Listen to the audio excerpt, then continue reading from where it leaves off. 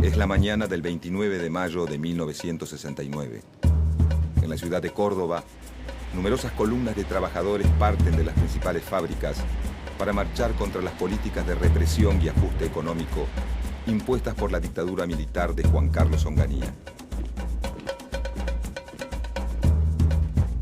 La protesta obrera también es acompañada por cientos de estudiantes universitarios que se congregan en el barrio Clínicas a la espera de las columnas trabajadoras. Mientras obreros y estudiantes ganan las calles de la ciudad, una enorme formación policial se concentra alrededor de la plaza principal para cerrarles el paso. La represión no se hace esperar.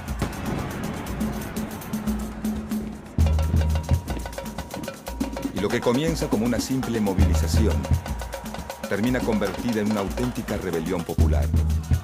A los estudiantes y los obreros se suman los vecinos y en cuestión de minutos la ciudad de Córdoba arde.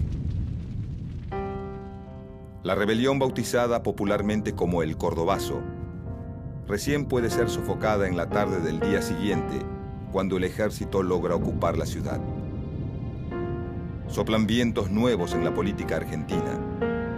Las grandes movilizaciones y la lucha popular llegaron para quedarse y anuncian tiempos de agitación, violencia y desencuentro.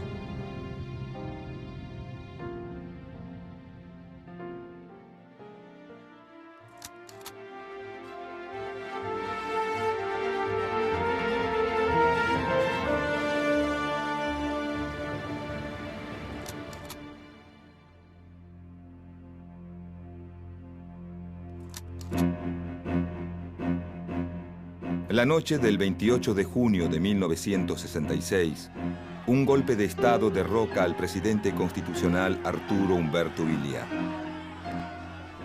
y designa en su lugar al general Juan Carlos Onganía.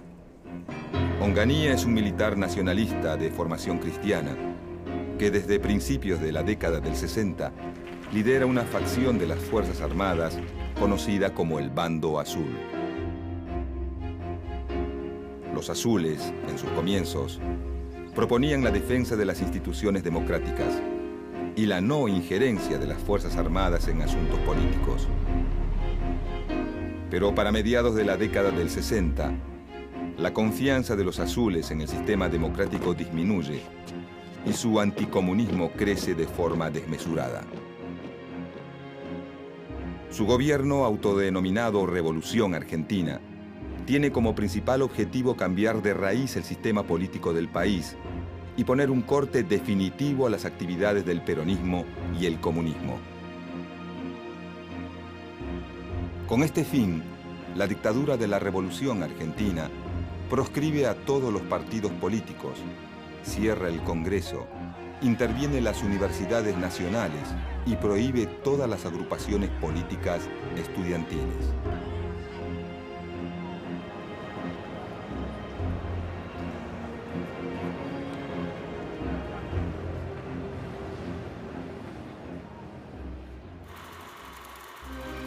Desde el momento de su asunción, los ideólogos de la Revolución Argentina presentan un programa de gobierno al que dividen en tres tiempos.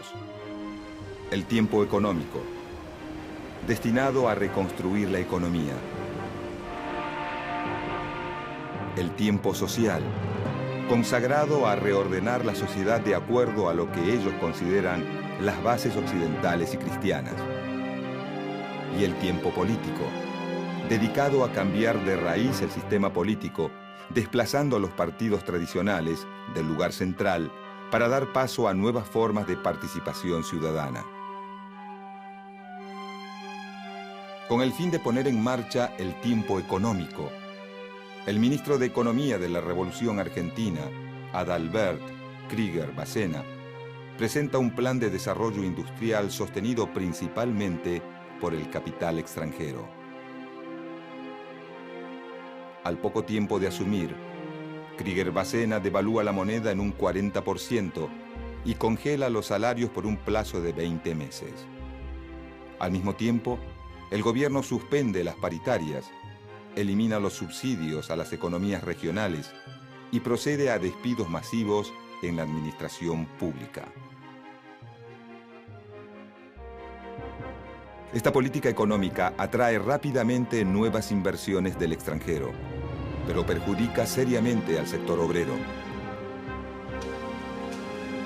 Debido a la eliminación de los subsidios, gran parte de los ingenios azucareros de la provincia de Tucumán se ven obligados a cerrar, dejando sin empleo a miles de trabajadores. Lo mismo sucede con muchas empresas de capital nacional, que al no poder competir con sus pares extranjeras, quiebran. Si bien las políticas de ajuste de Krieger-Bacena no son nuevas, por primera vez hay un régimen autoritario dispuesto a llevarlas hasta las últimas consecuencias. A pesar de ello, el sindicalismo peronista, representado por los dirigentes Augusto Timoteo Bandor y José Alonso, intenta un acercamiento con el nuevo gobierno.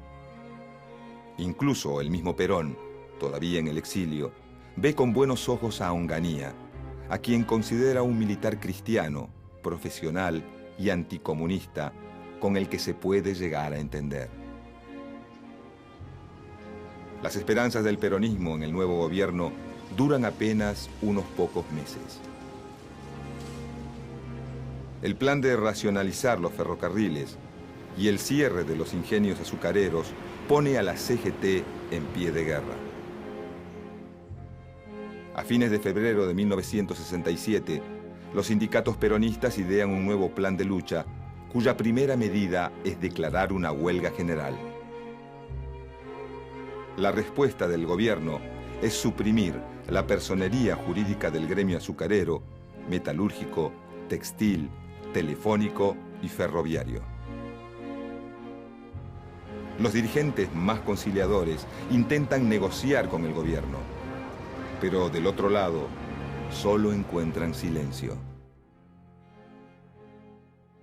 Llegado marzo de 1967, los principales líderes de la CGT se encuentran entre dos fuegos. Si se resisten a las medidas del nuevo gobierno, este cuenta con todo el poder para arrasarlos. Si no se resisten, el mismo movimiento obrero tarde o temprano los va a empezar a cuestionar. El conflicto interno de la CGT no tarda en estallar. Mientras los dirigentes tradicionales como Bandor y Alonso asumen una actitud pasiva, los sectores más combativos llaman a resistir los excesos autoritarios de la dictadura de Onganía. Entre estos últimos se destaca la figura de un dirigente del gremio gráfico, Raimundo Ongaro, quien será elegido como nuevo secretario general de la CGT.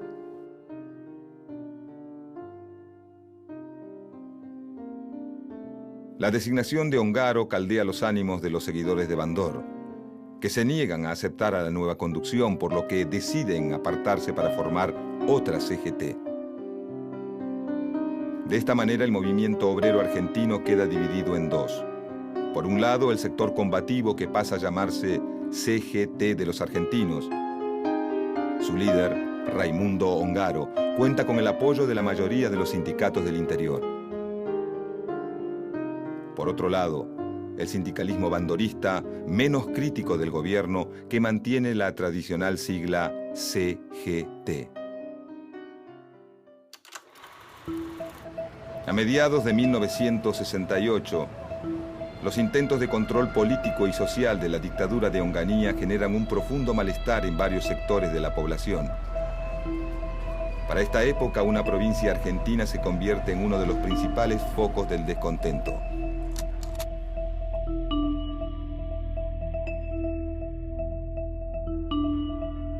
Córdoba es la segunda zona industrial del país después de Buenos Aires.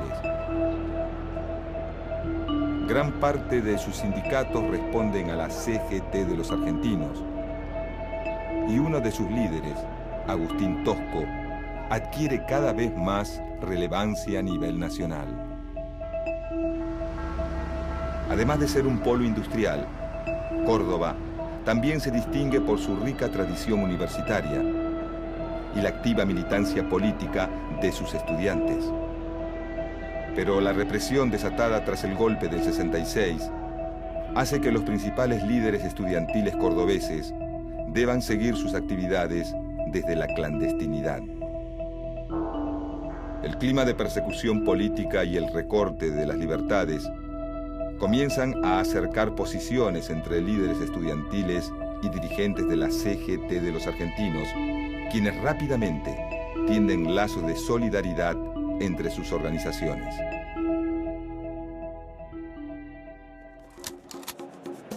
Para 1968, la alianza entre obreros y estudiantes es un fenómeno de trascendencia mundial.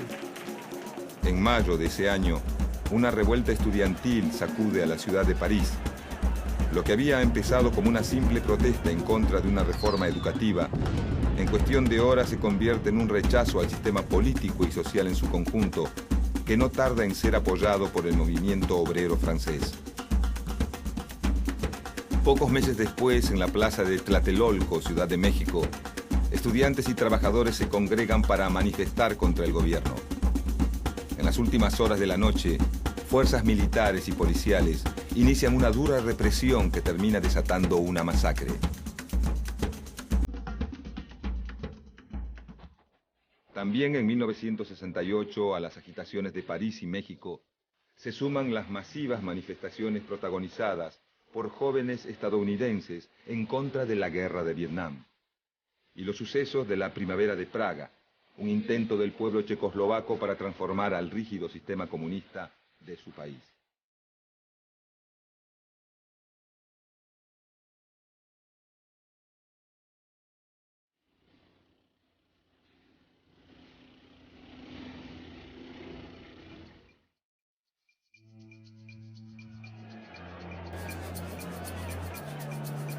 Llegado el año 69, el clima político de la provincia de Córdoba es de total efervescencia.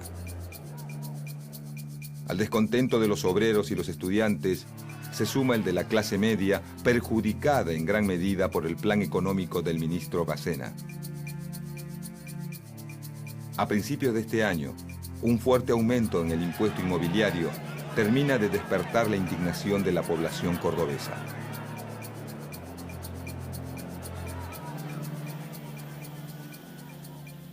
Por otra parte, y de manera imprevista, un sector de la Iglesia Católica, principal aliado del gobierno de Onganía, se convierte en un gran crítico de la dictadura. A mediados de 1968, en la provincia de Córdoba, se lleva a cabo el primer encuentro nacional de sacerdotes para el Tercer Mundo. El movimiento de sacerdotes del Tercer Mundo es una nueva corriente dentro de la Iglesia Católica que surge en apoyo a los postulados del Concilio Vaticano II y la Conferencia Episcopal Latinoamericana de Medellín. Los sacerdotes tercermundistas proponen la existencia de una iglesia con opción por los pobres y alientan a los creyentes a una mayor participación política para lograr lo que algunos llaman un socialismo cristiano. Este movimiento es recibido con gran entusiasmo por varios sacerdotes argentinos, muchos de los cuales viven y trabajan en la provincia de Córdoba.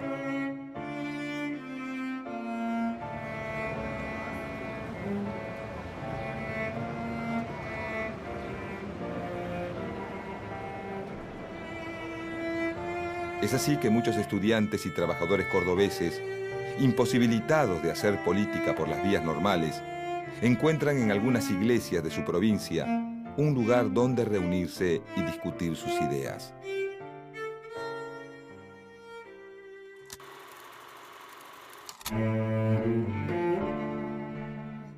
En los primeros días de mayo de 1969, el clima político cordobés entra en combustión.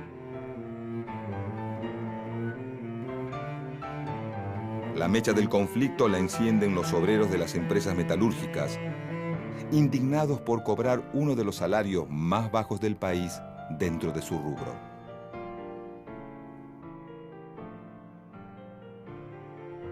Los trabajadores de la industria automotriz, afectados por las frecuentes suspensiones y la eliminación del sábado inglés, deciden sumarse a la protesta. Su líder sindical, Elpidio Torres, busca el apoyo de Agustín Tosco, máximo referente de la CGT de los argentinos en Córdoba. Por su parte, Tosco también entra en conflicto con el gobierno de la provincia. El anuncio de una privatización parcial de la EPEC, la empresa provincial de electricidad cordobesa, pone a su sindicato en pie de guerra. A Torres y a Tosco se termina sumando Atilio López, secretario general del Sindicato de Transporte. Mientras el conflicto obrero cordobés crece de manera exponencial, en la provincia de Corrientes, durante una protesta por el cierre de un comedor universitario, muere víctima de la represión policial el estudiante de medicina Juan José Cabral.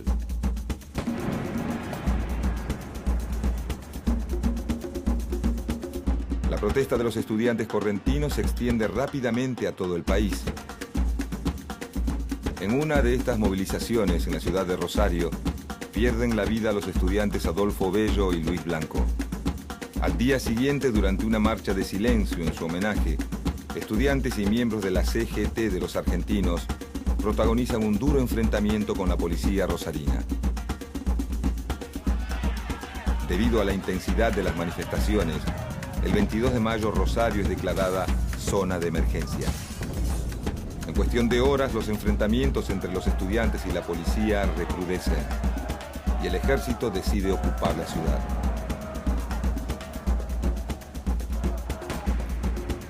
La situación puede ser controlada recién el día 28.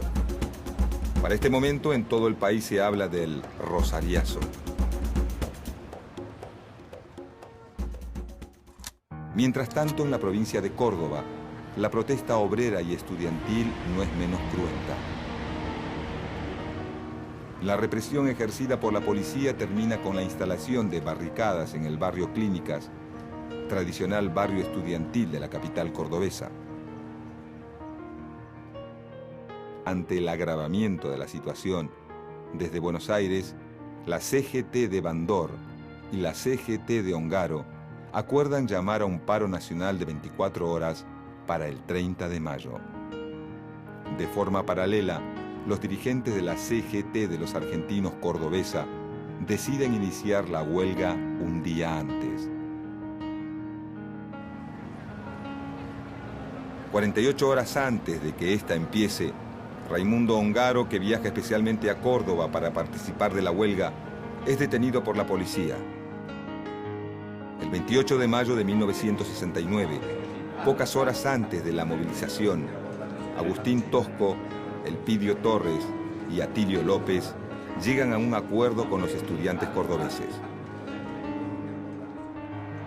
El día 29, obreros y estudiantes marcharán por las calles de la ciudad de Córdoba.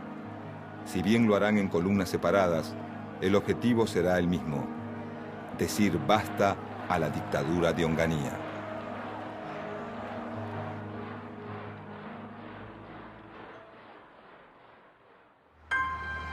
La mañana del 29 de mayo no es una más en la ciudad de Córdoba. En la entrada de las principales fábricas se respira un clima de entusiasmo y agitación. La mayor actividad de la jornada se registra en el barrio Santa Isabel, a la entrada de la planta Ica Renault.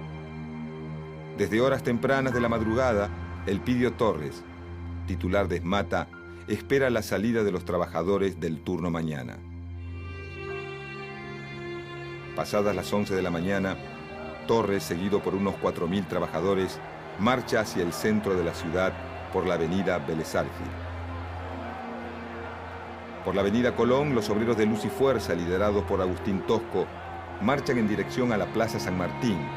En el trayecto, la columna de Tosco debe atravesar el barrio Clínicas, el lugar donde se congregan los estudiantes. Pasado el mediodía, las calles de la ciudad de Córdoba se colman de estudiantes y trabajadores, que marchan de manera pacífica y organizada. La cantidad de asistentes supera largamente los cálculos de la policía, que establece un gigantesco cordón alrededor de la plaza principal para cerrarles el paso. Al acercarse los primeros manifestantes, la policía intenta repelerlos mediante el uso de gas lacrimógeno.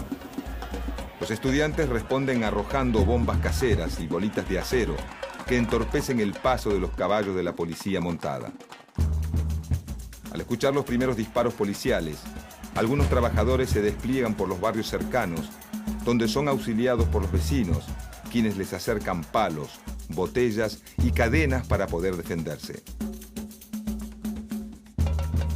A pesar de la intensa represión, la columna principal continúa su avance e intenta ganar la plaza. El jefe del operativo da la orden de disparar sobre los manifestantes, lo que provoca la primera víctima fatal de la jornada, el obrero Máximo Mena. La muerte de Mena, lejos de dispersar la marcha, une más a los manifestantes, quienes arremeten a pedradas contra la policía.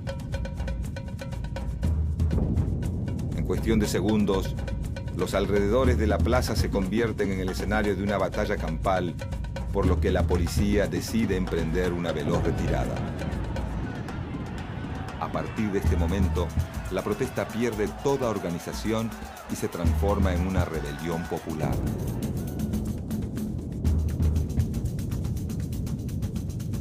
A las 13 horas del 29 de mayo, en la ciudad de Córdoba se respira un clima de guerra civil. Los comerciantes, asustados, bajan las persianas de sus negocios, mientras que los vecinos aportan colchones y muebles viejos para construir barricadas. En pocos minutos, las 150 manzanas que comprenden los barrios Alberdi, Clínicas, Nueva Córdoba, San Martín y Güemes se convierten en una zona liberada que las fuerzas del orden provinciales ya no pueden controlar.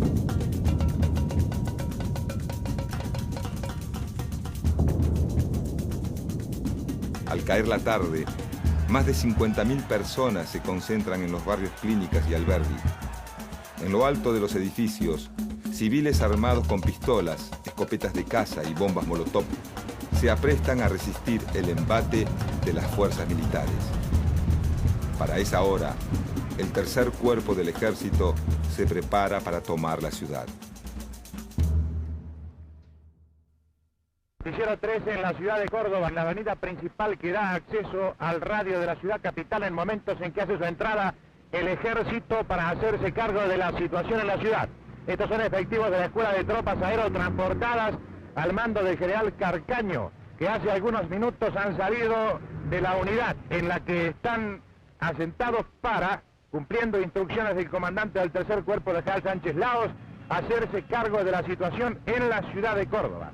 Es decir, se ha planteado una situación similar a la que se produjera hace unos días en la ciudad de Rosario. Estos son los efectivos de la Escuela de Tropas Aerotransportadas. Con la llegada de la noche, la resistencia popular continúa. En barrios como el San Martín y el Nueva Córdoba, la situación se hace incontrolable. Pasadas las 23, un apagón provocado por militantes del Sindicato de Luz y Fuerza cubre de sombras la ciudad. Por el lapso de 2 horas, el ejército queda totalmente aislado e incomunicado en medio de la oscuridad, y la única luz que alumbra las calles de Córdoba es la de las fogatas y los autos incendiados.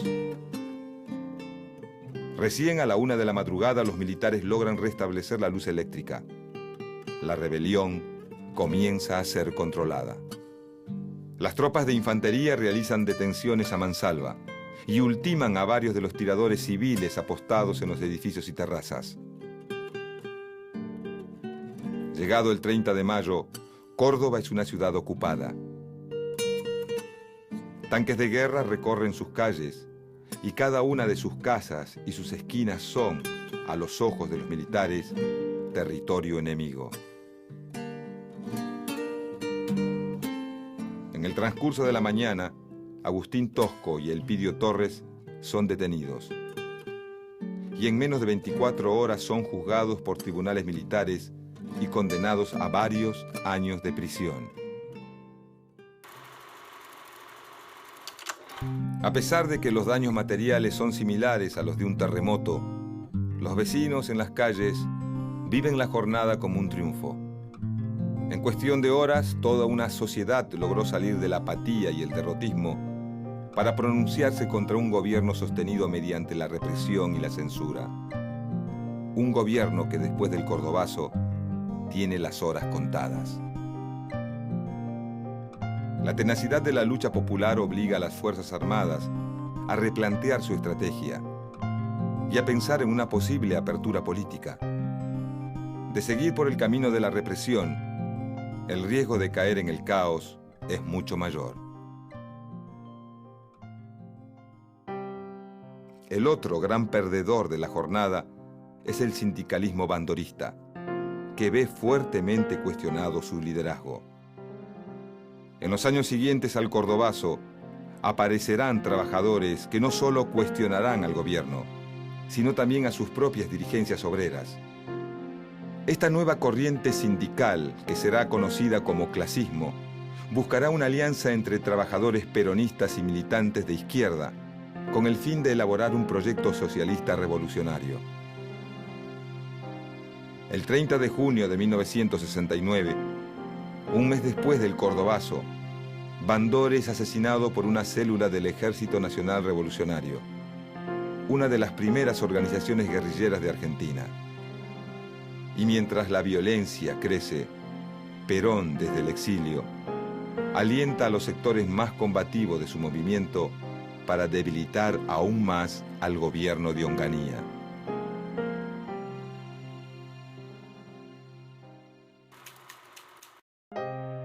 El Cordobazo inaugura una nueva etapa en la historia del país, signada por la violencia y la lucha popular, que quedará marcada para siempre en la memoria de los argentinos.